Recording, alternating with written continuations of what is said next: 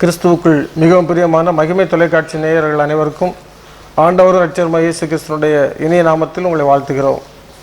ஆசீர்வதிக்கப்பட்ட இந்த நாளிலும் கர்த்தருடைய சமூகத்திலே நாம் அமர்ந்து தேசத்தில் நடைபெறுகின்ற செய்திகளை அறிந்து அவருடைய பாதத்திலே நாம் ஜெபிக்கின்ற பொழுது ஆண்டவர் நம்மையே நம்முடைய குடும்பத்தை ஆசீர்வதிப்பார். இந்த நாளின் ஆசீர்வாதங்களை நாம் கர்த்தருடைய சமூகத்திலே பெற்றுக்கொள்வதற்காக நாம் காத்திருப்போம்.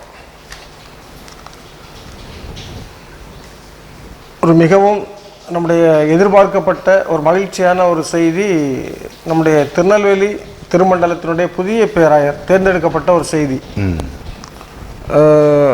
தென்னிந்திய திருச்சபையினுடைய 16வது பேராயராக ஏஆர்ஜிஎஸ்டி பர்னபாஸ் அவர்கள் தேர்ந்தெடுக்கப்பட்டிருக்கிறாங்க. கடந்த 21ஆம் தேதி ஞாயிற்றுக்கிழமை அவர்களுக்கு பாளையங்கோட்டை கத்தீட்ரல் ஆலயத்தில் வைத்து அருள்பொழிவு நடைபெற்றது.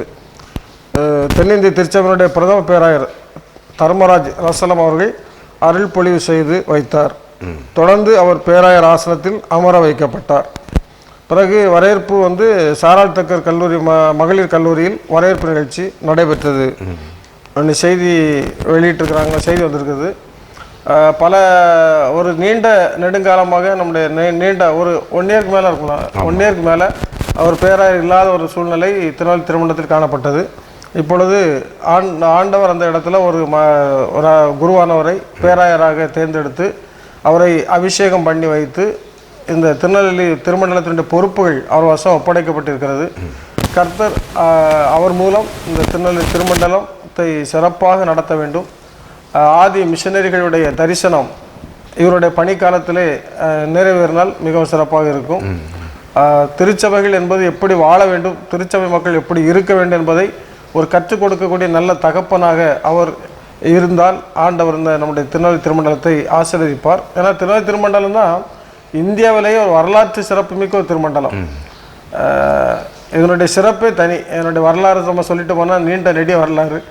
அதனுடைய முதல் திருமண்டலத்தினுடைய முதல் உறுப்பினரே ஒரு குளோரிந்தாள் என்ற கோகிலா என்ற பிராமண பெண் குளோரிந்தாவை மாறி அவங்க தான் முதல் உறுப்பினராக பதிவு செய்யப்பட்டிருக்கிறார்கள். அப்படி ஒரு சிறப்பு வாய்ந்த இந்த திருமண்டலத்தின் வரலாறு குளோரிந்தா அம்மாயிலிருந்து தொடங்கி இன்றைக்கு லட்சக்கணக்கான மக்கள் ஆண்டவரை ஆராதிக்கக்கூடிய அளவிற்கு ஆண்டவர் நம்மை உயர்த்தியிருக்கிறார்.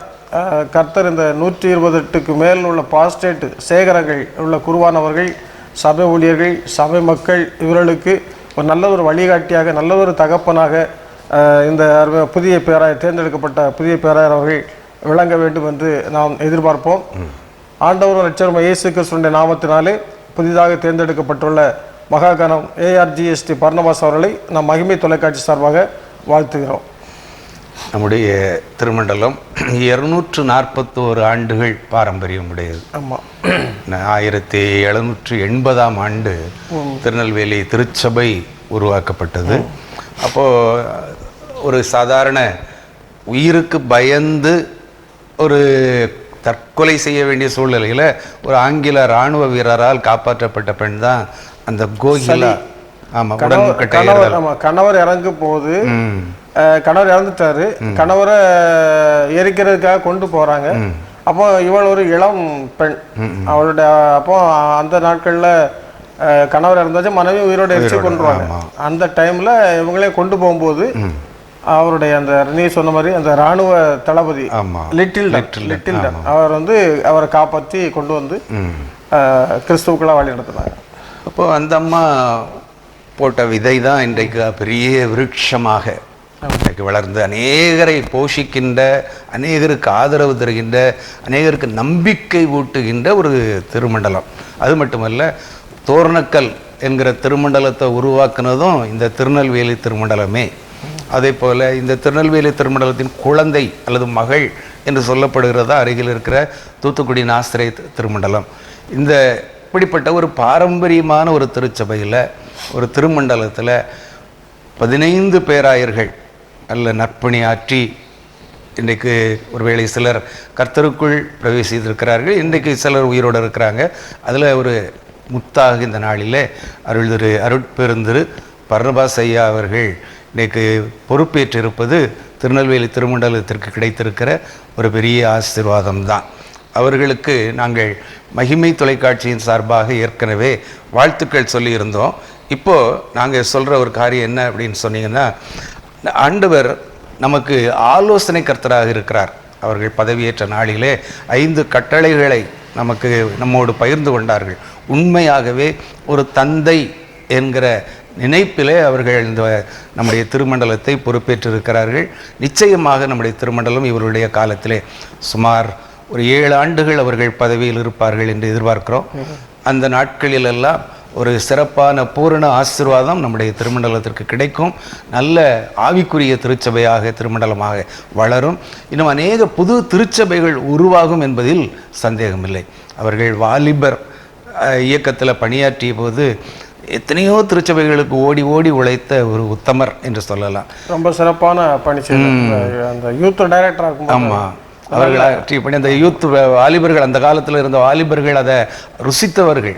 அவருக்கு பின்னால் போவாங்க. அவருக்கு ரசிகர் மன்றம் என்று சொல்லக்கூடிய அளவுக்கு அவர் அத்தனை பேரையும் அப்படியே கவர்ந்து விடுவார். நாங்கள் அவர் யூத் டைரக்டர் இருக்கும்போது அவரோட சேர்ந்து பணியாற்றிருக்காங்க. அவருடைய ஊழியத்தில் பங்கு பெற்றிருக்காங்க. அப்போ அவருடைய ஒரு தரிசனம் அந்த காலத்திலே யூத் டைரக்டர் இருக்கும் போதே அவருக்கு ஒரு தரிசனம் எப்படின்னா, ஒரு சேகரம் அப்படின்னா எல்லா சேகரத்துக்கும் தனித்தனி சபைகள் இருக்கும். அப்ப தனித்தனியா தான் வாலிபர்கள் கூடி கூடி இருப்பாங்க. இதெல்லாம் மாற்றி சேகரத்துல அத்தனை வாலிபர்களும் ஒன்று கூடி ஆண்டோட சமூக ஐக்கியத்தை ஏற்படுத்தி அந்த இயக்கத்து கொயினோனியா அப்படி ஒரு அமைப்பை ஏற்படுத்தினாரு. அதை பணகுடி சேகரத்துல அதை உருவாக்கி நடத்தி கொண்டே வந்தோம். பல நாட்களா நடத்தி கொண்டு வந்தோம். அதுல நானும் ஒரு அங்கத்தினராக இருந்தாலும் ரொம்ப சந்தோஷம் அடைகிறேன். அப்படி ஒரு தரிசனம் அவருக்கு அப்பவே இருந்து எல்லா யூத்தையும் நம்ம ஒன்று சேர்க்கணும், ஒரு ஐக்கியம் மலரணும், சபைகள்ல ஐக்கியம் உருவாகணும் என்ற தரிசனம் அவருக்கு அந்த யூத் டைரக்டரா இருக்கும்போதே இருந்தது. தொடர்ந்து இந்த நாட்களில் அந்த தரிசனத்தோடு அவர் செயல்படுவார் என்று கர்த்தருக்குள் நாம் நம்புவோம். அதுக்கு ஆதியாகமம் 15:6 பார்த்தீங்கன்னா, ஆபிரகாமை குறித்து சொல்லும்போது அவன் கர்த்தரை விசுவாசித்தான், அதை அவர் அவனுக்கு நீதியாக எண்ணினார். இந்த நாளில் பர்னபாஸ் ஐயா தேர்வு செய்யப்பட்டிருப்பது இதைத்தான் நான் நம்புகிறேன். அவர் கர்த்தரை விசுவாசித்தான். யாரையும் நம்பி அவர் தன்னுடைய பணியில் ஊழிய காலங்களில் அவர் பணியாற்றலை. கர்த்தரை நம்பி அதை ஆண்டவர் அவனுக்கு நீதியாக எண்ணினார். அதற்கு ஏற்ற பலன். அதாவது இன்னும் சொல்லணும்னா, தன் வேலையில் ஜாக்கிரதையாக இருக்கிறவன் நீசர்களுக்கு முன்பாக இல்லாமல் ராஜாக்களுக்கு முன்பாக ஆண்டவர் புழுதியிலிருந்தும் குப்பையிலிருந்து உயர்த்த வல்லவர். அவர் சொல்லுவார் அடிக்கடி, அதைத்தான் நான் தாழ்மையிலிருந்து உருவாக்கப்பட்டேன், என்னுடைய தகப்பனார் என்னை அப்படி வழி நடத்தினார்கள் என்று சொல்லி தன்னுடைய தகப்பனாரை குறித்து பெரிய சாட்சி சொல்லுவார்கள். இப்படிதான் நாம் பெற்றோர்களாகி நாம் நம்முடைய பிள்ளைகளை நடக்க வேண்டிய வழியில் நடத்தணும்னா, இன்றைக்கு இவர்கள் பெற்றிருக்க உயர்வுகளைப் போல நம்முடைய பிள்ளைகள் உயர்வடைவார்கள். அதோடு மட்டுமில்லை, ஆரோனை போல தேவனால் அழைக்கப்பட்டால் ஒழிய இந்த கனமான ஊழியத்திற்கு யாரும் வருவதில்லை. ஆண்டவருடைய அழைப்பு அது முன்குறிக்கப்பட்ட அழைப்பு. எவர்களை தெரிந்து கொண்டாரோ அவர்களை அழைத்திருக்கிறார், எவர்களை அழைத்தாரோ அவர்களை மகிமைப்படுத்தியும் இருக்கிறார். இன்றைக்கு மகிமை தொலைக்காட்சியில் நாம் அவரை பற்றி பேசுகிறோம்னா அது உண்மையாகவே ஆண்டவருடைய அழைப்பு. அதே நேரத்தில் இன்னொரு காரியத்தையும் சொல்ல கடமைப்பட்டிருக்கிறேன். என்னென்னா, வெள்ளை அங்கிகளை தரித்திருக்கிற இவர்கள் யார்? ஒரு கேள்வி வெளிப்படுத்தின விசேஷத்தில் இருக்குது. இவர்கள் மிகுந்த உபத்திரவத்தில் இருந்து வந்தவர்கள். அந்த பணி ஒரு சாதாரண பணி இல்லை. ஏன்னா அது ஒரு ரோஜா மலர் நிறைந்த படுக்கை அல்ல. ஒருவேளை பங்களா என்று சொல்லலாம், பிஷப் பங்களா என்று சொல்லலாம். ஆனால் அந்த பங்களா வாழ்க்கை அது ஒரு முள் நிறைந்த ஒரு வாழ்க்கை தான். பல நெருக்கடிகள் வரும். ஆனால் ஒன்றே ஒன்று, அவர்கள் கர்த்தரை நம்பி இந்த பணியை, இந்த ஊழியத்தை அவர்கள் தெரிந்தெடுத்திருக்கிறதுனால கர்த்தர் அதை அவர்களுக்கு நீதியாக மாற பண்ணுவார் என்பதில் சந்தேகமில்லை. ஆட்டுக்குட்டியானவருடைய இரத்தத்திலே தங்களுடைய அங்கிகளை தோய்த்து வெளுத்தவர்கள் வெண்ணுடை தரித்து இன்றைக்கு அநேகருக்கு மத்தியில் சாட்சியாக அவருடைய வார்த்தைகள் அப்படியே மணிமணியாக நல்ல நிலத்திலே விதைக்கப்பட்ட விதைகள், அது ஒன்றும் வீணாய் போகாது. அவருடைய வார்த்தைகள் ஒவ்வொன்றும் அப்படி முத்து முத்தாக இருக்கும். அப்படிப்பட்ட ஒரு நல்ல பேராயருக்காக திருச்சபை மக்களாகிய நாம் ஜெபிப்போம். நிச்சயமாக அவர்கள் நம்முடைய திருமண்டலத்தை நல்ல வழியில் அநேக திருமண்டலங்களுக்கு, அநேக பேராயர்களுக்கு, அநேக குருமார்களுக்கு அவர்கள் ஒரு முன்மாதிரியாக இருந்து தன்னுடைய பணியை நிறைவேற்ற நம்முடைய ஜெபத்தால் நாம் அவரை தாங்குவோம். ஆரோனை போல இந்த கனமான ஊழியத்திற்கு அழைக்கப்பட்டார் ஒழிய யாரும் இந்த ஊழியத்திற்குள்ளாக வர முடியாது என்று உடைய வேதத்தில் வாசிக்கிறோம் ஆண்டவரே. அதுபோல் இந்த நாட்களிலும் ஆண்டவரே, நீர் எங்களுக்கு இந்த திருநெல்வேலி திருமண்டலத்திற்கு 16வது பேராயராக நீர் அபிஷேகம் பண்ணின அருள் பெருந்திரு ஏஆர்ஜிஎஸ்டி பர்னபாஸ் அவர்களுக்காக நாங்கள் ஜெபிக்கிறோம். கர்த்ததாமே நீர் அவர்களை ஆசீர்வதிக்க வேண்டும் என்று ஜெபிக்கிறோம். ஆண்டவரை, நீர் அவர்களுக்கு கொடுத்த இந்த பணியிலே உண்மையும் உத்தமமாய் உக்ரானத்துவத்தை அவர்கள் அறிந்து செயல்படக்கூடிய மகனாக வாழ்வதற்கு ஆண்டவர் நீர் அவர்களுக்கு ஒத்தாசை கொடுக்க வேண்டும் ஜெபிக்கிறோம். ஆவியாருடைய பிரசன்னத்தினால் ஆண்டவர் மகனை நிறைத்து கொள்வீராக. ஆண்டவர், எந்த சூழ்நிலையிலும் ஆண்டவர் அவர்கள் உண்மை விட்டு உம்முடைய விசுவாசத்தை விட்டு வழுவி போகிற ஒரு நிலைமைக்குள்ளாக வராதபடி நீர் காத்துக்கொள்ள வேண்டும் என்று ஜெபிக்கிறோம். ஆபிரகாம் தேவனை விசுவாசித்தான், அது அவனுக்கு நீதியாக எண்ணப்பட்டது என்று நாங்கள் வேதத்தில் இப்பொழுது வாசித்தோம் ஆண்டவரே, பார்த்தோம். அதுபோல் ஆண்டவரே, உம்மை உறுதியாய் பற்றி கொண்ட மனதை உடையவன், உண்மையே நம்பியிருக்கிறபடியால் நீர் அவனை பூரண சமாதானத்துடன் காத்துக்கொள்வீர் என்று விதத்தில் வாசிக்கிறோம். ஆண்டவர், இந்த நாட்களிலும் அவர் சமாதானத்தோடு இந்த திருமண்டலத்தை ஆழ்வதற்கு, சமாதானத்தோடும் சந்தோஷத்தோடு இந்த திருமண்டலத்தின் காரியங்களை மேற்கொள்வதற்கு ஆண்டவரே, பரிசுத்த ஆவியானவர் அவர்களுக்கு ஒத்தாசை புரிய வேண்டும் என்று ஜெபிக்கிறோம். ஆண்டவரே, அவரது இந்த நாட்களிலே அவருடைய பணிக்காலங்களிலே என்னுடைய திருச்சபையிலே ஒரு எழுப்புதல், ஒரு மாற்றங்கள் உருவாக ஆண்டவரே நீ கிரியை செய்ய வேண்டும் என்று ஜெபிக்கிறோம். இந்த திருநெல்வேலி திருமண்டலத்தில் ஆண்டவரே, எல்லா சபையிலும் எல்லா சபைகளிலும் ஐக்கியம், சந்தோஷம், ஒருமனப்பாடு, ஒற்றுமை காணப்படுவதற்கு ஆண்டவரே மகனை நீர் பயன்படுத்த வேண்டும் என்று இந்த நாளிலே நாங்கள் ஜெபிக்கிறோம். கர்த்தருடைய பணிகளை ஆசீர்வதிப்பதாக, அவருடைய குடும்பங்களை ஆசீர்வதிக்க வேண்டும் என்று ஜெபிக்கிறோம். தேவன்தாமே, இந்த நாளிலும் நீர் தந்த இந்த அருமையான மகனுக்காக நாங்கள் தொடர்ந்து எங்கள் சபைகளில் ஜெபிக்கிறோம். தொடர்ந்து அவர்களை பாதுகாத்துக் கொள்ளும். அவருடைய பணிகள் மூலம் ஆண்டவரை இந்த திருச்சபை மட்டுமல்ல ஆண்டவரை பல திருச்சபைகள் ஆசீர்வதிக்கப்படவும், அநேக பேராயர்களுக்கு இவர் ஒரு முன்மாதிரியாக இருக்கவும் வாழவும் ஆண்டவரை நீர் அவர்களுக்கு உதவி செய்ய வேண்டும் என்று இந்த நாளிலே நாங்கள் பாரத்தோடு ஜெபிக்கிறோம். மீட்பரும் இரட்சகருமாய் இயேசு கிறிஸ்துவினுடைய விலையேறப்பட்ட நாமத்தில் ஜெபிக்கிறோம் எங்கள் ஜீவனுள்ள நல்ல பிதாவே, ஆமென். ரெண்டாவது, நம்முடைய பனை பொருட்கள். பொதுவாக நம்முடைய திருநெல்வேலி பகுதி, இந்த பகுதிகள் எல்லாமே பனைகள் எல்லாம் நிறைந்த ஒரு இடம் இது. பனை ராமநாதபுரம் மாவட்டம், அங்கே நிறைய பனைகள் இருக்கிறது. இது கற்பக விருட்சம் அப்படின்னு சொல்லுவாங்க. அதனுடைய எல்லா இதுமே பயன்பாட்டுக்குரிய ஒரு மரம். இப்போ தமிழ்நாடு ரேஷன் கடைகளில் கூட பனை வெல்லம் விற்கும் திட்டத்தை அரசு அறிவித்திருக்கிறது. ஆமாம், ரேஷன் கடைகளில் மத்திய அரசனுடைய சிறு மற்றும் நடுத்தர தொழில்கள் அமைச்சகத்தின் கீழ் சென்னை மாதவரத்தில் மத்திய பனை வெல்லம் மற்றும் பனை பொருட்கள் நிறுவனம் செயல்படுகிறது. சென்னையில் இருக்கும் மாதவரத்தில் மத்திய பனை வெல்லம் மற்றும் பனை பொருட்கள் நிறுவனம் செயல்படுகிறது. இங்கு பனை பொருட்கள் சார்ந்த தொழில்களுக்கு பயிற்சி கொடுக்குறாங்க. 4 மாத பயிற்சி கொடுக்குறாங்க. இதில் சேர்ந்து பயிற்சி பெறுகிறவர்களுக்கு மாதம் 3000 ரூபாய் உதவித்தொகை வழங்கப்படுகிறது. அதுபோல பனை ஓலையில் கைவினை பொருட்கள் தயாரிப்பதற்கான பயிற்சி 2 மாதத்திற்கு அளிக்கப்படுகிறது. பனை ஓலை நம்முடைய கைவினை பொருட்கள் பனை ஓலையில் தயாரிக்கிறது. இதற்கு மாதம் 1500 ரூபாய் உதவித்தொகை வழங்கப்படுகிறது. இதுபோல தமிழகத்தில் இப்போ ரேஷன் கடைகளில் பனை வெல்லம் விற்பனை செய்யப்பட்ட அரசு அறிவித்திருப்பதால் இப்பயிற்சிகளில் சேர்வதற்கு மக்களிடம் ஆர்வம் அதிகரித்திருப்பதற்காக மேற்கண்ட பயிற்சி நிறுவன அதிகாரிகள் தெரிவித்துள்ளார்கள். இப்போ இது ஒரு தொழில் பயிற்சி நிறுவனமாக செயல்படுகிறது.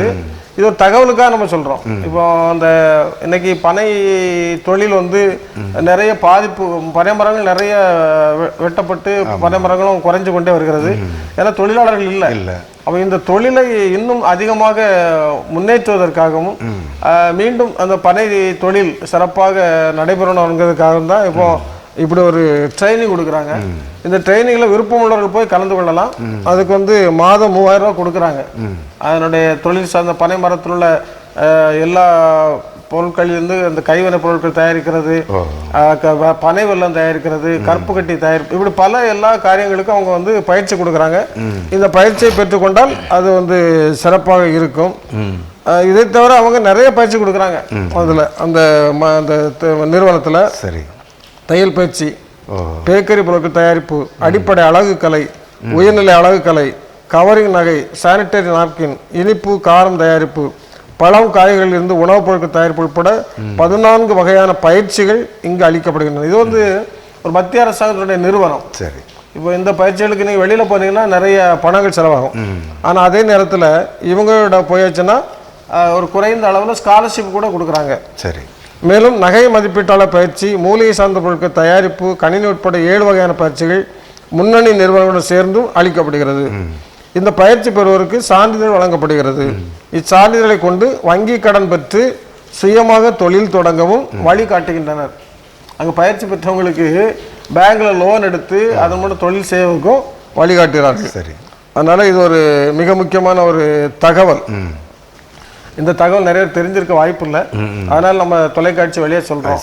இதை தெரிந்து கொண்டு ஒருவேளை இதை நீங்க அவங்க பயிற்சி பெறணும் ஆவல் உள்ளவர்களாக இருந்தால் நீங்கள் சென்னையில் மாதவரத்தில் உள்ள மத்திய பனை வெல்லம் மற்றும் பனைப்பொருட்கள் நிறுவனத்தை தொடர்பு கொண்டால் இதற்கான விளக்கங்கள் இன்னும் அதிகமாக கிடைக்கும். எப்போ பயிற்சி சேரலாம், எத்தனை பேருக்கு அங்கே இடம் உண்டு, எல்லா விவரங்களையும் அந்த நிறுவனத்தில் கேட்டு தெரிந்து கொள்ளலாம். ஆர்வம் உள்ளவர்கள் நீங்கள் போய் கற்றுக்கொள்ளலாம். இந்த பனையிலிருந்து பனை தொழிலிருந்து ஆண்டவர் ஒரு மிகப்பெரிய ஆசீர்வாதத்தை உங்கள் குடும்பங்களுக்கு நிச்சயமாக கட்டளையிடுவார். அதனால இதை பயன்படுத்திக் கொள்ள வேண்டும். சரி. இப்போ உதாரணமாக எடுத்துட்டீங்கன்னா இன்ஜினியர் படிச்சிருக்கிறவன் இன்ஜினியர் சம்பந்தமான வேலை வாய்ப்பு எங்கே இருக்குது அப்படின்னு பார்த்துட்டு அலைவான். டாக்டருக்கு படித்தவங்க அதே போல் ஆசிரியர் பயிற்சி படித்தவங்க ஏதாவது ஒரு வேலை வாய்ப்பு இருக்குமான்னு இன்னைக்கு ஒரு வேலை வாய்ப்புமே இல்லையே என்று கலங்கும் போது இப்படிப்பட்ட ஒரு நல்ல செய்திகள் நமக்கு ஒரு உற்சாகத்தை தருகிறது. என்ன ஒரு பயிற்சி, வேலை வாய்ப்போடு அப்படியே ஒரு பயிற்சி. அந்த காலங்களில் வெளிநாட்டில் ஒரு பிள்ளை பிறந்தாச்சுன்னா அவன் பிள்ளை கலெக்டர் ஆயிடுவான், அவன் பிள்ளை பெரிய உயர்ந்த நிலைக்கு வருவான், எப்படியாவது ஒன்று காப்பாற்றிடுவான் அப்படி சொல்லுவாங்க. கிராமங்கள் என்ன சொல்லுவாங்க, அவன் பிள்ளை பனை ஏறியாவது ஒன்றை காப்பாற்றிடுவான் பிள்ளை, நீ ஏன் கவலைப்படுத என்று ஆறுதல் சொல்லுவாங்க. அப்போ பனை ஏறுதல் என்பது அந்த நாட்கள் அவ்வளோ பெரிய ஒரு தொழிலாக இருந்தது. அன்றைக்கி நிறைய பேர் தன்னுடைய அது ஒரு பெரிய ஒரு உயிரை ஒரு அலட்சியமாக நினைச்சு உயிர் கூட பொருட்டாக எண்ணாதபடி அவ்வளோ உயரத்தில் காற்று காலங்களில் தான் இந்த பயணி கொடுக்கும்பாங்க. அந்த காலத்துலேயும் பனை ஏறுவாங்க.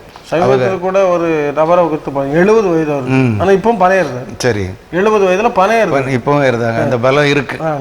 ஏன்னா அவங்க வைரம் பாய்ந்த உடம்பு. அதெல்லாம் கருப்பு கட்டி என்பது இன்றைக்கி சர்க்கரை வியாதி பெருகி இருக்கிற காலத்தில் நம்ம வெள்ளை சர்க்கரை பயன்படுத்துறதை விட இந்த கருப்பு கட்டி அல்லது நாட்டு சர்க்கரைகளை பயன்படுத்தும் போது அது புது பலன் நமக்கு உற்சாகத்தை தருகிறது. அவருடைய நெஞ்செல்லாம் தழும்பு ஏறி இருக்கும், கைகளெல்லாம் தழும்பு காய்ப்பு ஏறி போய் இருக்கும். அவங்க மரத்தை அப்படி பிடிச்சு அதில் நம்ம கை வச்சாலே பாதிப்பு நமக்கு அப்படி முள்ளாக குத்தும். அதில் அவங்க ஏறி போகிறது, அவங்க காலெல்லாம் பார்த்திங்கன்னா காய்ப்பு ஏறி போய் இருக்கும். அப்படி பனை ஏறி தங்களுடைய பிள்ளைகளை படிக்க வைத்தார்கள். இன்றைக்கி பிள்ளைகளெல்லாம் பனை போல உயர்ந்து இருக்கிறாங்க. இன்றைக்கி அதை மீண்டுமாக அதை புதுப்பிப்பதற்காக இப்படிப்பட்ட நல்ல வேலை வாய்ப்புகள் இருக்குது. அரசாங்கம் சொல்லியிருக்கு. நீங்கள் அதை ஒரு வேளை எனக்கு வேலை வாய்ப்பு இல்லையே என்று கலங்குகிற பிள்ளைகள் இந்த மாதவரத்தில் இருக்கிற அந்த துறையை நீங்கள் அணுகுவீர்களானால் உங்களுக்கு நல்ல வழிகாட்டல் கிடைக்கும். எதிர்காலம் ஒரு பிரகாசமான எதிர்காலம். எப்படி பனைமரம் ஓங்கி வளர்ந்துருக்குதோ அதே போல் நீங்களும் சமுதாயத்தில் உயர்வதற்கான நல்ல வாய்ப்பு. ரெண்டாவது, அந்த பனைமரத்து உச்சிலிருந்து உள்ளங்கால் வரை என்று சொல்வது போல் ஒவ்வொரு பகுதியுமே ஒரு பயனுடைய ஒரு பகுதி தான். எந்த ஒரு பகுதியும் அது வீணாக போகக்கூடிய அளவுக்கு தூர போட்டோம். நம்முடைய மாண்புமிகு சட்டப்பேரவை தலைவர் சபாநாயகர் ஐயா அவர்கள் பதவியேற்ற பொழுதே முதல்வருக்கு பரிசாக கொடுத்தது என்ன தெரியுமா? அந்த பனை விதைகளை தான் கொடுத்தார். லட்சக்கணக்கான விதைகளை அங்கே சபாநாயகர் பரிசாக கொடுத்து நம்முடைய எல்லா மாநிலத்திலும் இந்த பனைகள் மறுபடியும் புதுப்பிக்கப்பட வேண்டும் என்ற எண்ணத்தோடு கொடுத்தார். இன்றைக்கி அது ஒரு சிறப்பான ஒரு காரியம். இன்னைக்குனாலும் அது பேரோட பெருமையோடு இருக்கும். எப்படி சபாநாயகர் ஒரு சாதாரண ஒரு நிலையிலிருந்து இன்றைக்கு உயர்ந்து நிற்கிறாரோ, மாமனிதராக இருக்கிறாரோ, அதே போல் இந்த பனையும் உயர்ந்த நிலையில் இருக்கிறது மாதிரி அவருடைய புகழ், அரசாங்கத்தினுடைய புகழ் உயரும். ஆகவே அன்பு பிள்ளைகள் வேலை இல்லையே என்று கலங்காதபடி இந்த வேலைவாய்ப்பு செய்திகளை நீங்கள் படித்து தெரிந்து கொள்ளுங்கள். இதை நீங்கள் செய்தித்தாளில் பார்க்கலாம் அல்லது அது சம்பந்தமான நிறுவனங்களை நீங்கள் கேட்டிங்கன்னா உங்களுக்கு நல்ல ஆலோசனை கிடைக்கும். அதை பயன்படுத்தி கொள்ள மகிமை தொலைக்காட்சி சார்பாக நேயர்களை அன்போடு வேண்டிக் கொள்கிறோம். இப்பொழுதும் இப்படிப்பட்ட வேலைவாய்ப்பை எதிர்நோக்கி இருக்கிற பிள்ளைகளுக்காக, குறிப்பாக பனை தொழில் செய்கிற பிள்ளைகளுக்காக நாம் ஜெபிப்போம். நேசிக்கிற நல்ல ஆண்டவரே, ஒருவராய் பெரிய அதிசயங்களை செய்கிறவரே, ஆலோசனை கர்த்தரே, வல்லமையுள்ள தேவனே, சேனைகளின் தேவனாகிய கர்த்தாவே, மீண்டுமாக உம்முடைய பாதத்திலே வருகிறோம். பனைமரம் என்பது அந்த வார்த்தையை சொல்லும்போதே அது ஒரு உயர்ந்த மரம், ஓங்கி வளர்ந்த மரம், அது ஒரு பயனுடைய மரம். அதன் எந்த ஒரு பகுதியுமே அது வேண்டாம் என்று சொல்லக்கூடாத ஒரு நிலையிலே எல்லோருக்கும், எல்லா வயதினருக்கும் அது பயன்படக்கூடிய மரம் என்பதை நாங்கள் அறிந்திருக்கிறோம். இந்த நாளிலும் அந்த பனைமர பொருட்களிலிருந்து புதிய கைத்தொழில் சார்ந்த பயிற்சிகளை கொடுப்பதற்கான அறிவிப்பு செய்தித்தாளில் வெளிவந்திருப்பதை நாங்கள் எங்களுடைய நேயர்களோடு பகிர்ந்து கொண்டோம். ஆண்டவரே, வேலை இல்லையே என்று கலங்குகிற பிள்ளைகளுக்கு அரசாங்கம் கல்வி உதவித்தொகை கொடுத்து அவர்களை படிக்க வைக்கிற இந்த செய்தியை கேட்கிற பிள்ளைகள் அதை எப்படி பயன்படுத்தி கொள்ள முடியுமோ அப்படி பயன்படுத்தி கொள்ள நீர் உதவி செய்யும். ஆண்டவரே, எங்களுடைய அரசாங்கம் அவ்வப்பொழுது தருகிற ஆலோசனைகளுக்காக, வேலைவாய்ப்பு செய்திகளுக்காக நாங்கள் நன்றி சொல்லுகிறோம். ஆண்டவரே, அதே போல் எங்கு பார்த்தாலும் பனைமரங்கள் வளர வேண்டும், அது ஓங்கி உயர்ந்த நிலையில் நிற்க வேண்டும் என்ற எண்ணத்தோடு செயல்படுகிற பிள்ளைகளுக்காகவும் ஜெபிக்கிறோம். கர்த்தாவே, பனை ஏறுகிற தொழிலாளர்களுக்காக உயிரை ஒரு பொருட்டாக எண்ணாமல் ஆண்டவரே, பயங்கரமான ஒரு ஆபத்து நிறைந்த தொழிலிலே தன்னை அர்ப்பணித்து இந்த நாளிலும் 70 வயதிற்கும் மேலான நிலையிலும் பனை ஏறி கொண்டிருக்கிற அன்பு தொழிலாளிகளுக்காக நாங்கள் ஜெபிக்கிறோம். அவர்களையும் அவருடைய குடும்பத்தையும் ஆசீர்வதியும். அதன் மூலமாக கிடைக்கிற வருமானத்தை கொண்டு, அது கொஞ்சம் வருமானமாகத்தான் இருக்கும் ஆண்டவரே, ஆனால் நீர் 5 அப்பத்தையும் 2 மீனையும் கொண்டு 5000 பேரை போஷிக்கிறவர் அல்லவா? அப்படிப்பட்ட நிலையிலே அந்த பிள்ளைகளை நீர் போஷிக்க வேண்டும் என்று ஜெபிக்கிறோம். அதிலே எந்த ஒரு கலப்படமும் நடந்து விடாதபடி நீர் பாதுகாத்து கொள்ள வேண்டும் என்று ஜெபிக்கிறோம்.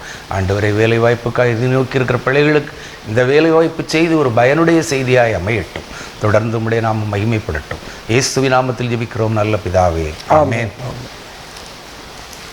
இன்னும் நவம்பர் 21ஆம் தேதி ஒவ்வொரு வருடமும் இப்போ சமீப காலமாக உலக மீன்வள தினமாக கொண்டாடுகின்றார்கள். மீன், கடலை குறித்த ஒரு விழிப்புணர்வு, கடலில் உள்ள வளங்களை குறித்த ஒரு விழிப்புணர்வு, அங்கே மீன் வளங்களை குறித்த ஒரு விழிப்புணர்வை உருவாக்க வேண்டும் என்பதற்காக உலக மீனவர் தின விழா அல்லது உலக மீன் வள திருவிழா, வேர்ல்டு ஃபிஷரிஸ் டே அப்படின்னு சொல்லி கொண்டாடுறாங்க. இதில் வந்து தமிழ்நாட்டில் வந்து 1076 கிலோமீட்டர் நீளம் கடற்கரை. இதில் திருநெல்வேலி மாவட்டத்தில் 49 கிலோமீட்டர் நீளம் இருக்கிறது. 31,456 ஹெக்டேர் உள்நாட்டு நீர் ஆதாரங்களும் இந்த மாவட்டத்தில் மீன்வளத்துக்கு வலை சேர்க்கின்றன. நிறைய ஆறுகள், ஏரிகள் அதெல்லாம். திருநெல்வேலி மாவட்டத்தில் 7 கடல் மீனவ கிராமங்களிலும் 10 உள்நாட்டு மீனவ கிராமங்களில் சேர்ந்து 40,000 பேர் மீன்வள ஆதாரங்களை நேரடியாகவும் மறைமுகமாகவும் சார்ந்து வாழ்ந்து வருகின்றார்கள். சரி, ஏறத்தாழ 40 பேர் திருநெல்வேலி மாவட்டத்தில் இருக்கிறாங்க. கன்னியாகுமரி மாவட்டத்தை பொறுத்தளவுலேயும் அங்கேயும் ஏறத்தாழ 48 மீனவ கிராமங்கள் இருப்பதாக தகவல் தெரிவிக்கிறது. அங்கேயும் அந்த உலக மீன்வள தினத்தை மாவட்ட ஆட்சியர் வந்து கொண்டாடி இருக்கிறார், அந்த கடைபிடித்து கொண்டாடி இருக்கிறாங்க. அதுபோல நம்ம திருநெல்வேலி மாவட்டத்திலையும் இடிந்தகரை கிராமத்தில் ரோச் பிஷப் மேல்நிலைப் பள்ளியில் இந்த உலக மீனவ தின விழா கொண்டாடி இருக்கிறது. இதில் வந்து நம்முடைய மாண்புமிகு சட்டப்பேரவை சபாநாயகர் திரு அப்போ அவர்கள் கலந்து கொண்டு இந்த மீனவர்களுக்கு பல்வேறு நலத்திட்டங்களை அவர்கள் வழங்கி இருக்கிறார்கள். மீனவர்களின் வாழ்வாதாரங்களை உயர்த்தவும் அரசு பல்வேறு நடவடிக்கைகள் எடுத்துள்ளது. ஆழ்கடல் மீன்பிடிப்புக்கு மீனவர்களை ஊக்குவிப்பது, உலகத்தரம் வாய்ந்த மீன்பிடி கட்டமைப்புகளை உருவாக்குதல் மற்றும் இதர பல சமூக பொருளாதார முன்னேற்ற திட்டங்களை அரசு செயல்படுத்தி வருவதாக அவங்க சொல்றாங்க.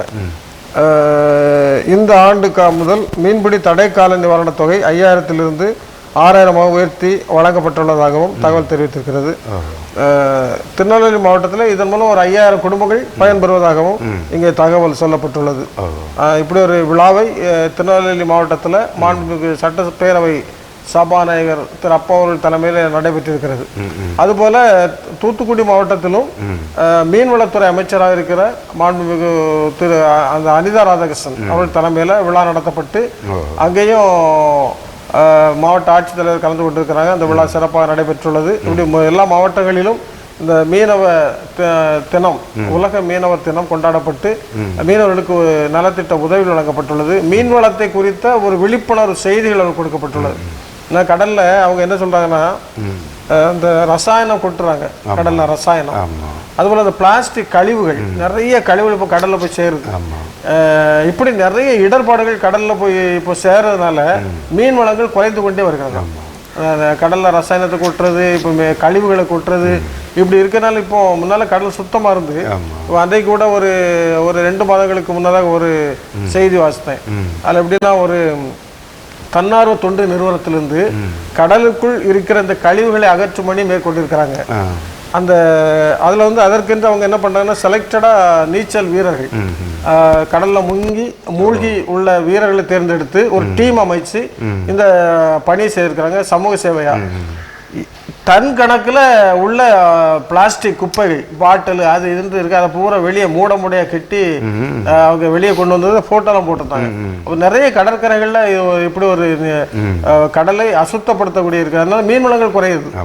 அதனால இது இப்படிப்பட்ட நாட்களில் ஒரு விழிப்புணர்வை ஏற்படுத்துவதற்காக தான் இது கொண்டாடப்படுகிறது. இதனால் நம்ம மீனவர் தொழிலாளர்களுக்காக இன்னும் மீன் வளங்கள் பெருகுவதற்காக ஆண்டுடைய சமூகத்தில் நாம் குறிப்பாக ஜெபம் பண்ணலாம். மீனவர்களுக்காக நலவாரியம் ஏற்படுத்தப்பட்டிருக்கிறதாக நம்ம பார்க்கிறோம். மீனவர் நலவாரியம். ஒரு திரைப்பட கவிஞன் கூட இப்படி சொல்லுவான், தரைமேல் பிறக்க வைத்தான், எங்களை தண்ணீரில் மிதக்க வைத்தான். அவருடைய ஆயுசு நாள் பூராமே இவங்க கடலில் பிறந்த சின்ன குழந்தையிலிருந்தே அவங்க சாகிறது வரை இன்னைக்கு அதுலேயே பிறந்து மாண்டு போகிற குடும்பங்களை நம்ம பார்க்கிறோம். இன்னைக்கு அதோட மட்டும் நீ சொன்ன பனைமர தொழில், அதாவது பனையில ஏறுவது பெரிய ஆபத்து. அது போல இதுவும் கடலுக்குள்ள போறது எப்போ என்ன நடக்குங்க தெரியாது. அதனால அதுவும் ஒரு பெரிய ஆபத்தான தொழில் தான். அதனால அவங்க அனுப்புறவங்க வீட்டில இருந்து மனைவி பிள்ளைகள் தன்னுடைய பெற்றோரை அனுப்பும்போது எப்படி திரும்பி வருவாங்களோ. இன்னைக்கு பார்த்தீங்கன்னா குறிப்பாக இலங்கை மூலமாக நமக்கு அந்த மீனவர்களுக்கு அநேக இடர்பாடுகள், சிலருக்கு உயிருக்கே ஆபத்து ஏற்படுகிறதையும் நம்ம பார்க்கிறோம். அதனால் தொழிலாளர்கள் என்று சொல்லும்போது அடுத்த வரிசையில் இந்த மீனவர்கள் கர்த்தருக்குள் ஆசீர்வதிக்கப்படணும். ஆண்டவர் மீன் பிடிக்கிறவர்களை தான் மனுஷரை பிடிக்கிறவர்களாகவே மாற்றினார். போல அது ஒரு ஆசீர்வாதமான தொழில். அந்த தொழில் செய்கிற பிள்ளைகளுக்காக நம்ம ஜெபிப்போம். அவருடைய குடும்பங்களை கர்த்தர் பாதுகாத்து கொள்ளணும். ஜெபம் செய்வோம். எங்களை நேசிக்கிற நல்ல ஆண்டவரே, இந்த அருமையான ஜெப வேலைக்காக நாங்கள் நமக்கு நன்றி செலுத்துகிறோம். இந்த ஜெபத்தின் மகிமை என்ற நிகழ்ச்சியிலும் ஆண்டவரே உலக மீனவர் தினத்தை குறித்த ஒரு செய்தியை நாங்கள் வாசிப்பதற்கு நீர் கொடுத்த நல்ல ஒரு நேரத்திற்காக நமக்கு நன்றி செலுத்துகிறோம்.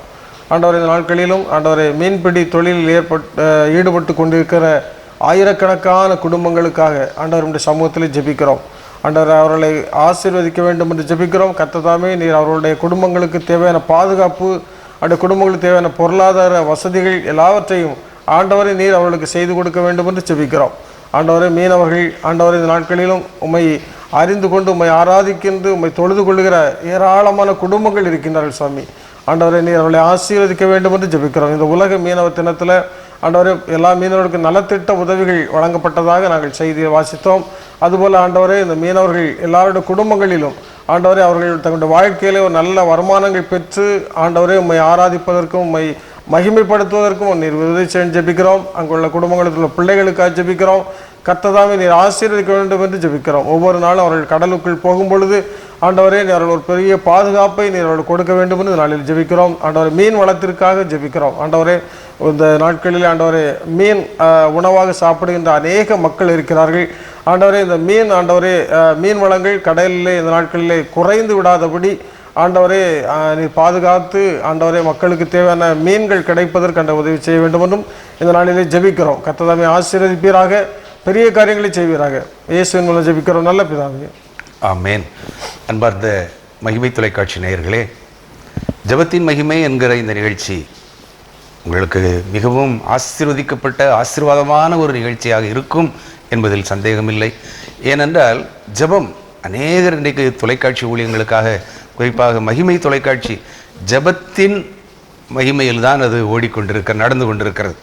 யாரையும் அவர்கள் எதிர்பார்த்து இந்த ஊழியத்தை நிறைவேற்றாமல் ஜெபத்தோடு இந்த காரியங்களை ஊழியத்தை நிறைவேற்றி வருகிறார்கள். நிச்சயமாக இதை பார்க்கின்ற இந்த நாளில் எங்களோடு பங்கு பெற்ற உங்கள் ஒவ்வொருவரையும் கர்த்தர் அவ்வண்ணமே ஆசீர்வதிப்பார் என்று நாங்கள் விசுவாசிக்கிறோம். மீண்டும் அடுத்த வாரம் இதே நேரம் சந்திப்போம். நன்றி, வணக்கம்.